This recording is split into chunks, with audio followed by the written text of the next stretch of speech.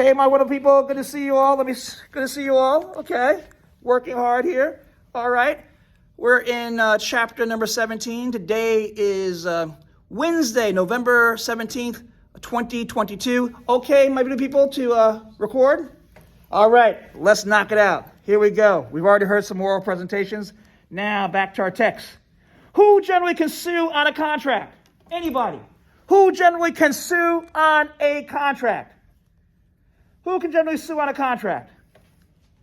Only the parties on the contract. Yeah, only the parties to a contract may sue on it. However, there's what? That's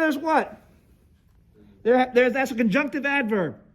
However, in some cases, a third person who is not a party to a contract may what? May what? May sue on the contract. Now, what's the black letter definition of a third-party beneficiary? It'll be in your outline underneath the heading of definition. 17-1A, CPA examination, which means certified public accountant. What's the answer, my beautiful people? My wonderful people? When a contract is intended to benefit a third person, such a person is a what? Intended what? Third-party beneficiary, and they can do what? They can bring suit on and enforce the contract. My next question, I just got to finish asking about this, right? Creditor beneficiary, donee beneficiary, all those type of things, right? What is a creditor beneficiary? What's a donee beneficiary?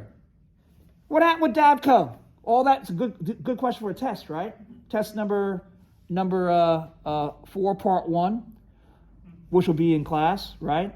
Be in class. As well as test number 4, part 2, which will also be during class, right?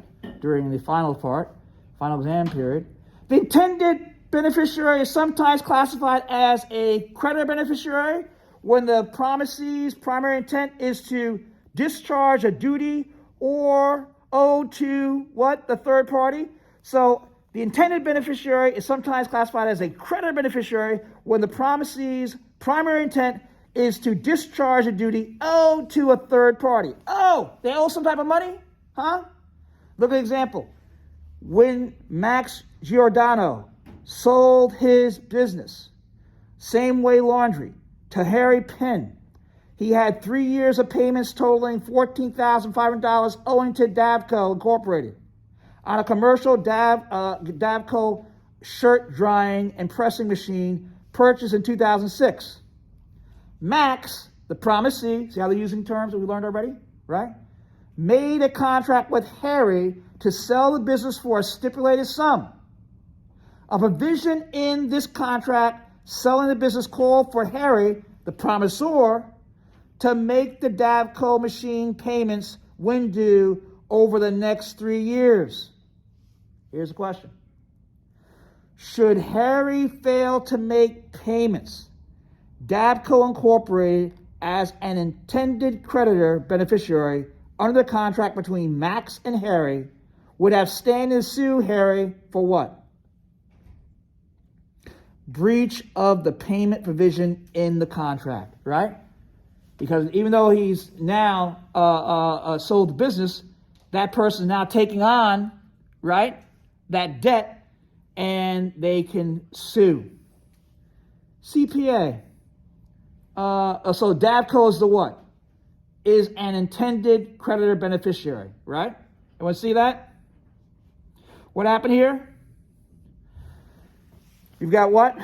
Max Giordano sold his business, Same Way Laundry, to what? Harry Finn. But he had 3 years of payment left still, right? On that Davco commercial drying machine. Okay, $14,500. So what he's doing is he's now giving it to what? Harry to pay for it, right? Max the promisee made a contract with Harry to sell the business for a stipulated sum. Vision of the contract to sell the business called for Harry, the promisor, right, who's buying the business, to make the Davco machine payments when due over the next 3 years. Should Harry fail to make those payments, what happens? Davco payments, as an intended beneficiary in the contract between Max and Harry, would have, should Harry fail to make payments, Davco Incorporated, as an intended creditor beneficiary under the contract between Max and Harry, would have standing to what? sue Harry for breach of what? The payment provision in the contract. Stay with me. On page 321. Donee beneficiary, CPA exam. I asked this question earlier too. I said, who's a creditor beneficiary? Who are the donee beneficiaries? The second type of intended beneficiary is a donee beneficiary to whom the promisee's primary intent in contracting is to benefit, give a gift, give a benefit to what? A person, right? The second type of intended beneficiary is a donee beneficiary to whom the promisee's primary intent in contracting is to give a benefit. For example, the life insurance, right? A life insurance contract is such an intended third-party beneficiary contract. An individual third-party beneficiary has a right to sue under a broad range of insurance policies. Turn the page. I usually ask the question, example. So let's say we have a term life insurance, and the term life insurance ends on November 9th, 2022, okay? And the person dies at 11:59 p.m. Do you get your money? Let's say they die at midnight. Do you get your money? 11:59 and it's the end of the 30-year period. The 30-year period ends, right, on November 9th, okay? So what happens at midnight if the person dies at that time? Will you get your money? No. After 30 years, right? But if it's a minute earlier, you get your money? Doesn't that stink? All those years? Because it's term life. That's based upon a certain amount of years, right? So that's an example I usually give so that you understand about how this stuff works. How do you determine intent, my wonderful people? What is a strong presumption? Necessity of intent. A third person does not have the status of an intended third-party beneficiary unless what? It is clear when? It is clear at the time the contract was formed that the parties what? What's the word there? Intended to impose a direct obligation with respect to the third person. There has to be that intent. Now, how do you determine? In determining whether there is intent to benefit the third party, the surrounding circumstances, as well as the contract may be examined. What's the strong presumption? There's a strong presumption that the parties of the contract intend to benefit what? Only themselves. Are you with me here? Next page, page 323. Here's some questions I have. Is it necessary to identify the third-party beneficiary? Can you identify by class? Can a person modify or terminate a third-party beneficiary? Well, is it necessary to identify a third-party beneficiary, right? Let's take a look at, I hope it's taping. Let's take a look at, let me put the plug here. Hopefully it taped all that. That was good stuff. I hope it taped it. we were rocking and rolling there, right? Together, everything like that. So I'm gonna go back and take a look at that. So I hope all that got there. Okay. Is it necessary to identify the third-party beneficiary? It is not necessary that the intended third-party beneficiary be identified by name. Oh. The beneficiary may be identified by class, with the result that any member of that class is a what? Third-party beneficiary. Here's an example about the racetrack. Contract between the promoter of an automobile stock car race and the owner of the racetrack containing a promise by the owner to pay specified sums of money to each driver racing a car in certain races. A person driving in one of the designated races is a third-party beneficiary and can sue the owner on the contract for what? The promised compensation. Next question. Can a person modify or terminate a third-party beneficiary? How many people say yeah?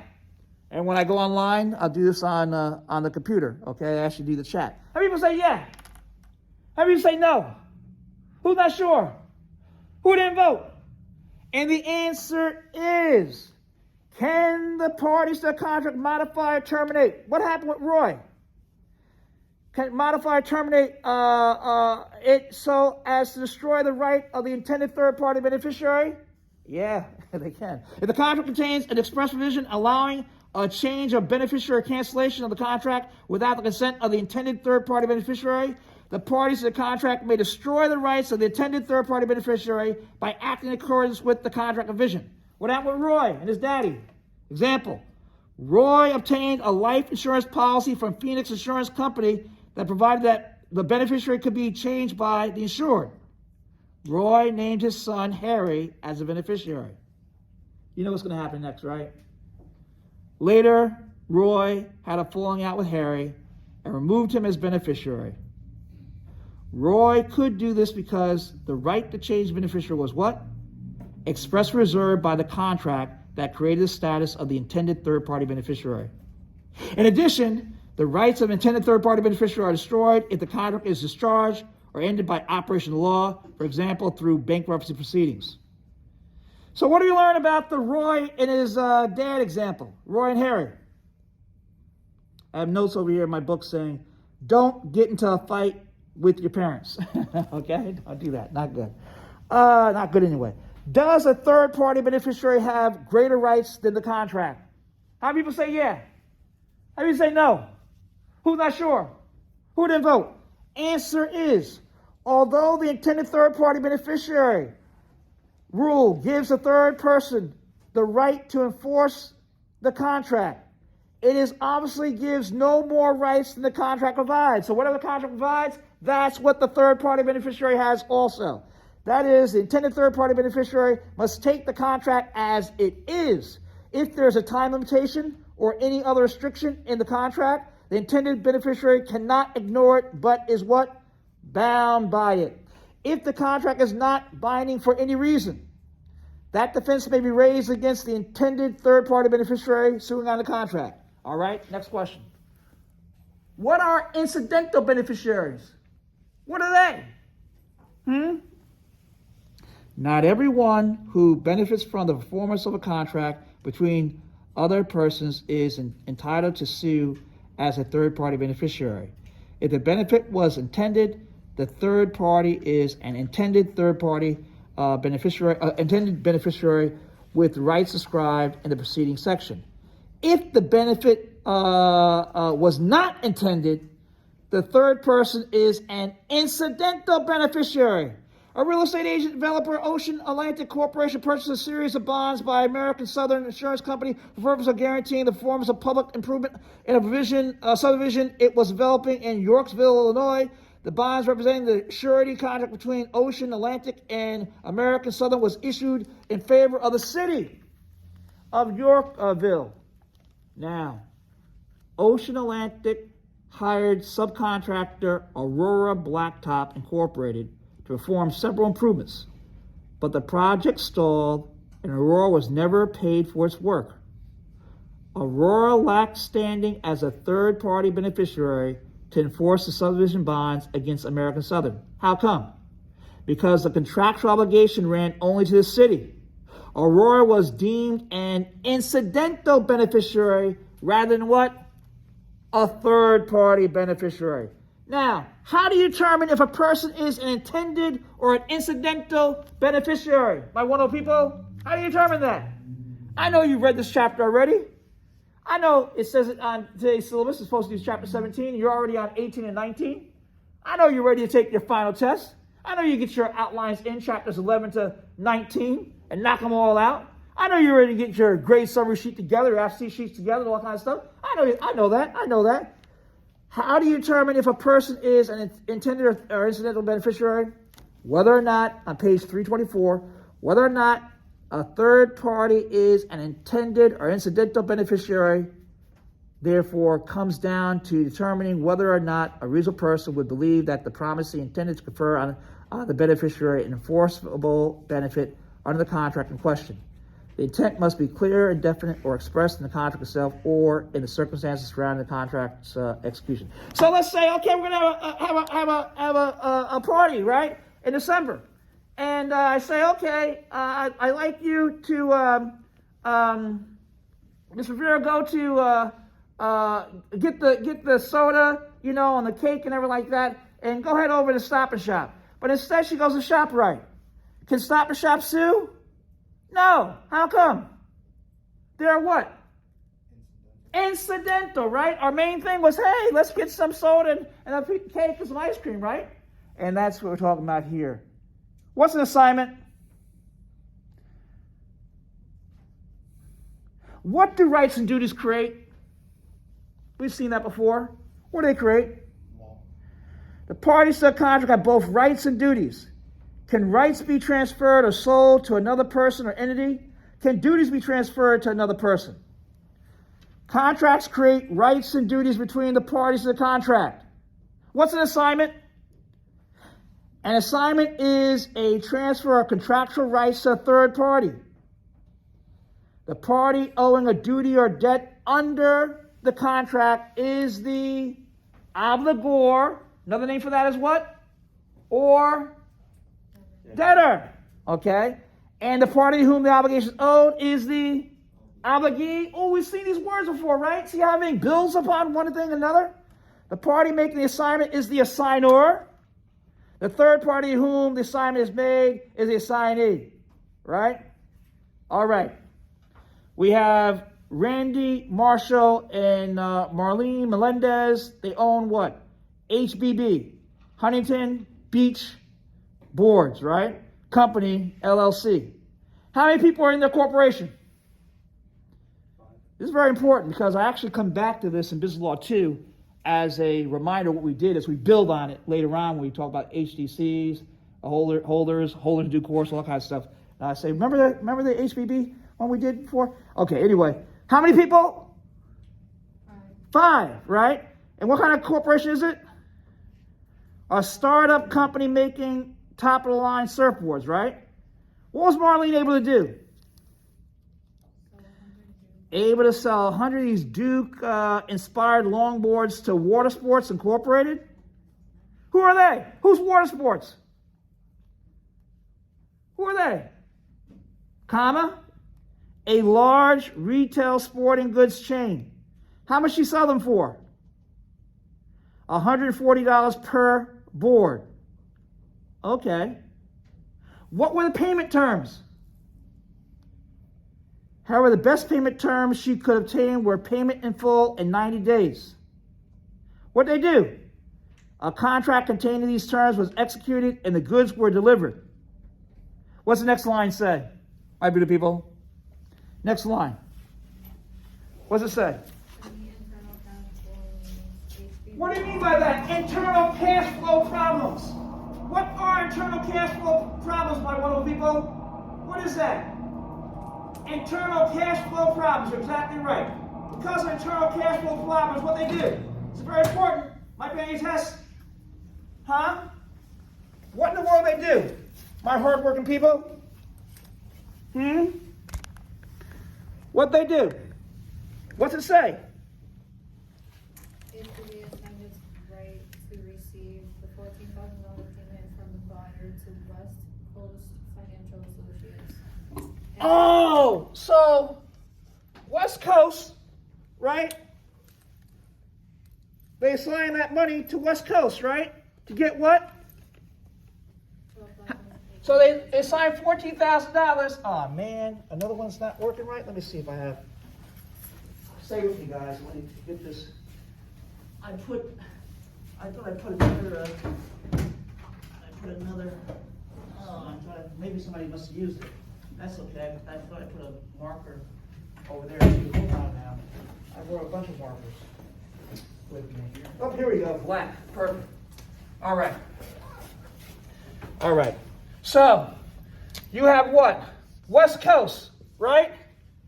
And they are signed the contract for $14,000, right?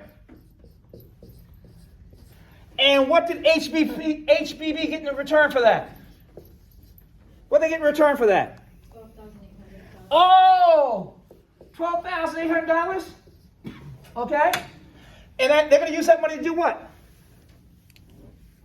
Pay, right, their debts. How much money does, let me just read this first. So, to meet internal cash flow needs, HBB assigned its right to receive the $14,000 payment from the buyer to West Coast Financial Associates, right? Right, West Coast Financial, right? Associates, right? Where am I? And received $12,000 cash for the associate on execution of assignment documents. Notice was given at that time to Water Sports Incorporated of the assignment. The right to receive the payment due in 90 days under the sales contract has thus been transferred by the seller HBB assigner to the third party associate signee, to whom the buyer, Water Sports Incorporated, obligor, now owes the duty of payment. Under law assignments, associates assignee now has direct rights under the obligor, Water Sports. So, Water Sports now, right, is going to pay West Coast Financial that $14,000. Okay? And HBB got from West Coast Financial how much money? $12,800. Right? Now, what is the profit that West Coast made off of this? $1,200. Thank you. $1,200. Right? Now, that's what I always do. Let's say that we make this in the billions. Right? Wall Street. Let's say it's $14 billion. Right? And they give them $12,800,000. I'm sorry, let's say it's $14 billion and they give them $12.8 billion, right? What's the, how much money does West Coast make off of this deal? 1.2 We're talking billions. 1.2 billion. Yeah, 1.2 billion, right? So if we change this into the billions, all right, and that's how Wall Street does things, right? We're assigning contracts, okay? Assigning contracts, all right? So now we're going from 14 billion, okay, to what? 12.8 billion, all right? 12.8 billion. And West Coast Financial makes 1.2 billion off this deal. Remember, that we're saying here, if Water Sports owes them $14 billion, HBB has internal cash flow problems, therefore, they need money immediately to pay their bills. So West Coast says, okay, we'll give you $12.8 billion, all right? And when the money comes in from Water Sports to West Coast Financial, they make what? 1.2 billion off of this deal, off of this assignment. Okay, my good people, keep up the great work. See you same bad time, same bad channel. Bye-bye now.